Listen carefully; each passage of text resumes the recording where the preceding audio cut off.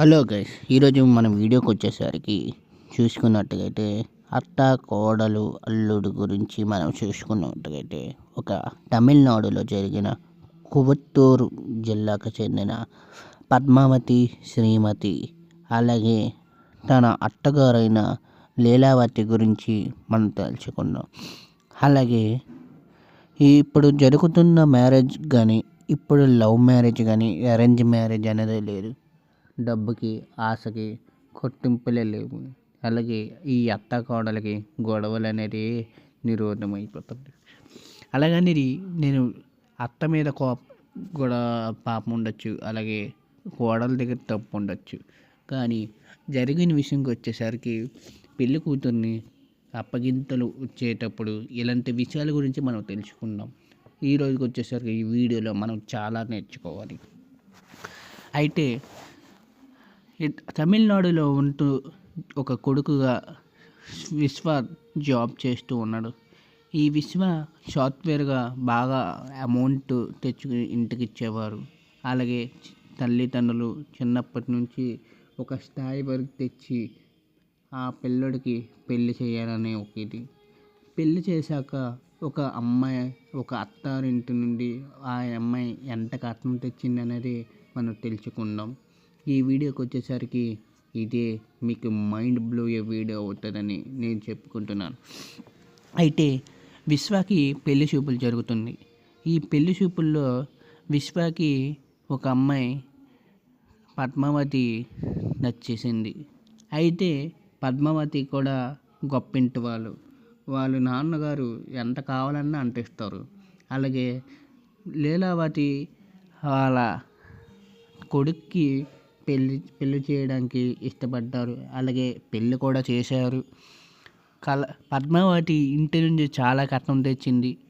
కట్నం వాళ్ళ నాన్న ఏటడిగితే అది ఇచ్చేవారు. అలాగే బంగళా ఇచ్చారు, 2 కేజీలు బంగారం ఇచ్చాడు, అలాగే 50 లక్షల రూపాయల కట్నం ఇచ్చారు పద్మావతికి.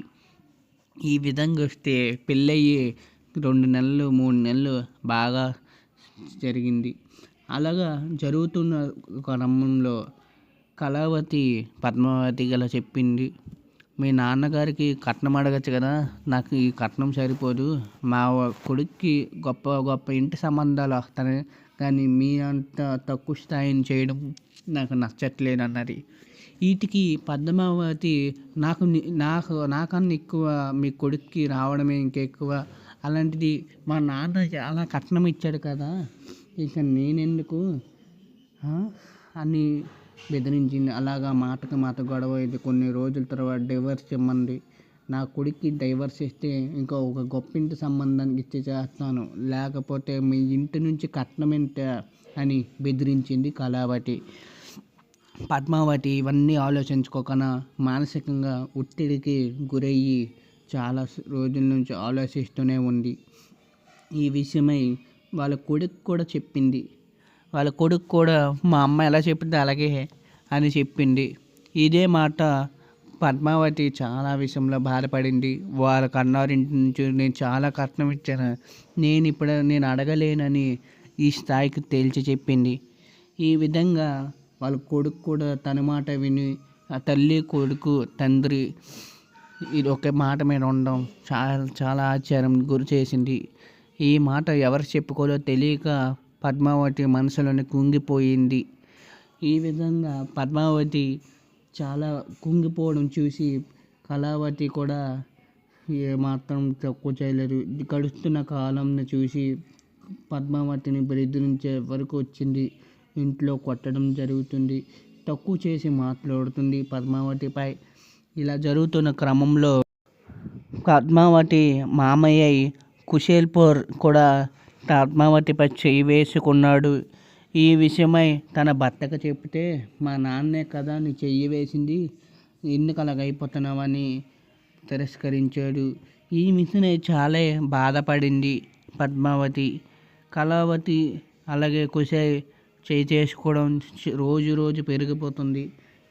భర్త ఆఫీస్కి వెళ్ళి రావడం, నువ్వు అమ్మ చెప్పినట్టు వింటే నువ్వు హ్యాపీగా ఉండొచ్చు కదా అని భర్త కూడా విశ్వ కూడా అదే మాట అన్నాడు. ఈ విషయమై పద్మావతి చాలా బాధపడుతూ ఇంకా బాధపడుతూ కుంగిపోతుంది. వాళ్ళ అమ్మ వాళ్ళ పుట్టింటికి వెళ్ళేది కానీ ఇంట్లో గొడవ గురించి చెప్పేది కాదు.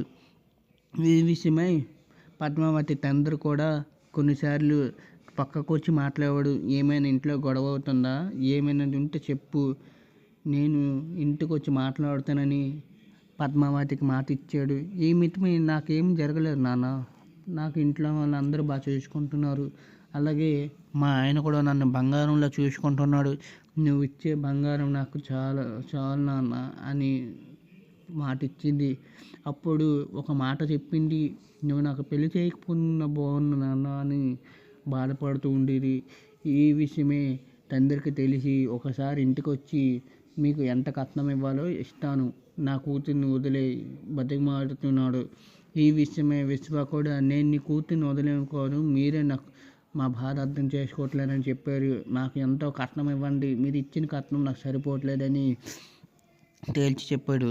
అప్పుడు తన దగ్గర ఉన్న 1-2 కోట్ల రూపాయల ల్యాండ్ని కూడా అమ్మేసి ఆ డబ్బు ఇచ్చి తన కళావతి చేతిలో పెట్టాడు. కొడుకు కూడా సంతోషించాడు. కోడలు మాత్రం సంతోషించలేదు.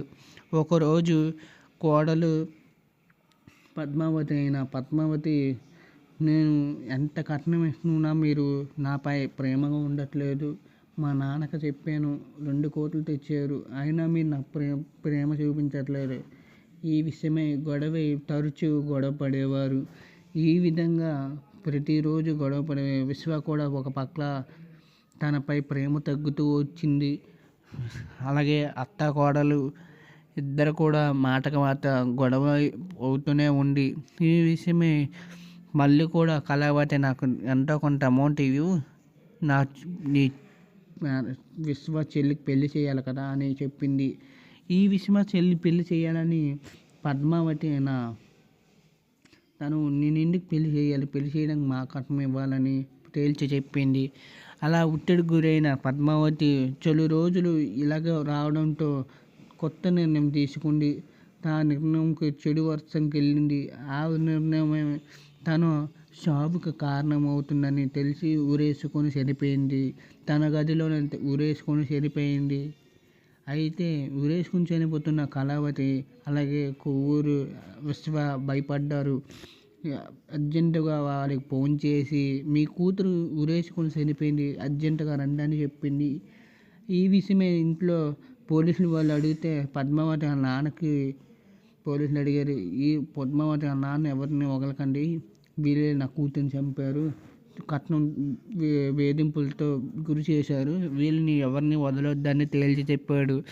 అయితే పోలీసులు వీళ్ళని జైల్లో పెట్టారు. మీకు అధిక కట్నం వేధింపుల కారణంగా జైల్లో వేస్తామని కోర్టులోకి తీసుకెళ్లారు. కోర్టు కూడా ఈ విషయమై వీళ్ళకి జైలు శిక్ష కూడా విధించింది. ఈ జైలు శిక్షలో విశ్వకి A1గా, కళావతి A2, ఇంకా ఆయన భర్త కొవ్వూరికి A3గా పెట్టారు. ఈ అతిక ఆశపడేవాడు సుఖానికి బలవుతాడు అంటారు కదా, దీన్నే మీరు కూడా కట్నం తీసుకొని పెళ్లి చేసుకుంటున్నారా, అయితే జాగ్రత్త, మీరు వేధింపులకి గురి చేస్తే మీకు కూడా ఇలాంటి శిక్షే పడతాయి. అయితే ఈ విషయంలోకి వస్తే ఎక్కడ చావుకి గురైంది పద్మావతి. తన గాతం చెడు వేషంలో తిరిగిన సమయం వేషంలో తను అడుగేయడం సరికాదని మనం అనుకుంటున్నా. అయితే ఇప్పుడు అవుతున్న హాట్ టాపిక్గా పెళ్లి చేసినప్పుడు కట్నం ముందుగానే మాట్లాడుకోవాల్సింది. అదే పెళ్ళి అయిన తర్వాత కట్నం గురించి మాట్లాడితే ఇలానే ఉంటుంది, నాకు కట్నం వద్దు పెళ్లి చేసుకుంటానంటే ఇలానే ఉంటుంది. అదే ఆడపిల్ల కూడా ఒకటి ఆలోచించుకోవాలి, గవర్నమెంట్ జాబ్ కావాలి, అలాగే డబ్బు కావాలని కాదు, మంచిగా చూసుకుంటున్నాడా లేదనే చూసుకోవాలి. ఎందుకంటే ఈ రోజులు సరైన రోజులు కావు. ఆ విధంగా ఆలోచిస్తారని కోరుకుంటున్నాను. అలాగే ఇప్పుడు వస్తున్న ఈ వీడియోకి మీరు నాపై సపోర్ట్ చేస్తారని కోరుకుంటున్నాను. అలాగే లైక్, షేర్, సబ్స్క్రైబ్ చేస్తారని కోరుకుంటాను. మరెన్నో వీడియోలకి మీకు స్వాగతిస్తున్నాం. మరెన్నో వీడియోస్ కంటెంట్ వస్తున్నాను. మీ యొక్క దయా చూపుతో కనికరిస్తారని కోరుకుంటున్నాను. మీ సపోర్ట్ మాకు కావాలని నేను కోరుకుంటున్నాను. ఇలాంటి వీడియోస్ మీరు చూడండి, సబ్స్క్రైబ్ చేయండి, అలాగే షేర్ చేయండి మర్చిపోకండి. మీరు ఒక 5గురికి షేర్ చేస్తే నా వీడియో మరొక 5గురు చూస్తారు. ప్లీజ్ మీ సపోర్ట్ మాకు కావాలి.